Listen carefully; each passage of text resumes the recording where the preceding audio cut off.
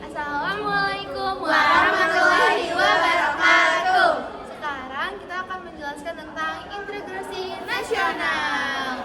Kenalan dulu dari mulai sebelah kiri. Halo, nama aku Adisha. Halo, aku Amanda. Halo, aku Syifa.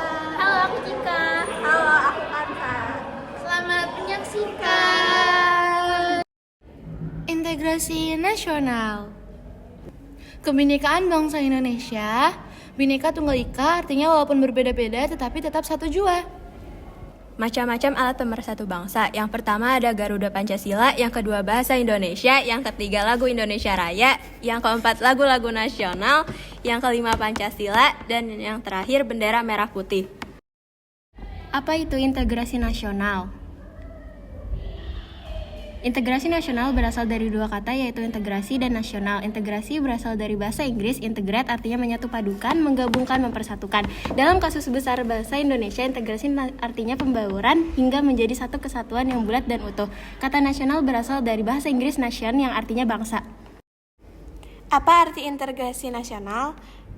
Integrasi nasional dibagi menjadi dua, secara politis dan secara antropologis.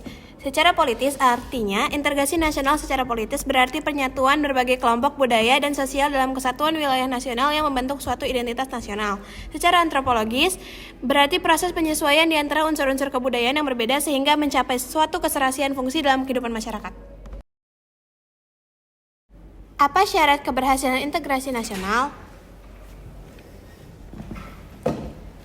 Yang pertama, anggota-anggota masyarakat merasa bahwa mereka berhasil saling mengisi kebutuhan-kebutuhan satu dengan lainnya.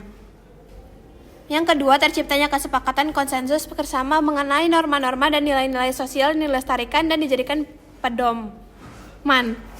Norma-norma dan nilai-nilai sosial dijadikan aturan baku dalam melangsungkan proses integrasi sosial. Faktor pendorong, pendukung, dan penghambat integrasi nasional. Faktor pendorong. Yang pertama, adanya rasa senasib dan seperjuangan yang diakibatkan oleh faktor sejarah. Dua, adanya ideologi nasional yang tercermin dalam simbol negara yaitu Garuda Pancasila dan semboyan Bhinneka Tunggal Ika. Tiga, adanya tekad serta keinginan untuk bersatu di kalangan bangsa Indonesia seperti yang dinyatakan dalam Sumpah Pemuda. Empat, adanya ancaman dari luar yang menyebabkan munculnya semangat nasionalisme di kalangan bangsa Indonesia. Selanjutnya adalah faktor pendukung. Yang pertama, penggunaan bahasa Indonesia. Yang kedua, adanya semangat persatuan dan kesatuan dalam bangsa, bahasa, dan tanah air. Yang ketiga, adanya kepribadian dan pandangan hidup kebangsaan yang sama, yaitu Pancasila. Yang keempat, adanya jiwa dan semangat gotong royong, solidaritas, dan toleransi keagamaan yang kuat. Yang kelima, adanya rasa senasib sepenanggungan akibat penderitaan penjajahan. Yang terakhir adalah faktor penghambat. Yang pertama, kurangnya penghargaan terhadap kemajumukan yang bersifat heterogen. Yang kedua, kurangnya toleransi antar golongan. Yang ketiga, kurangnya kesadaran diri dari masyarakat Indonesia terhadap ancaman dan gangguan dari luar. Yang keempat, adanya ketidakpuasan terhadap ketimpangan dan ketidakmerataan hasil-hasil pembangunan.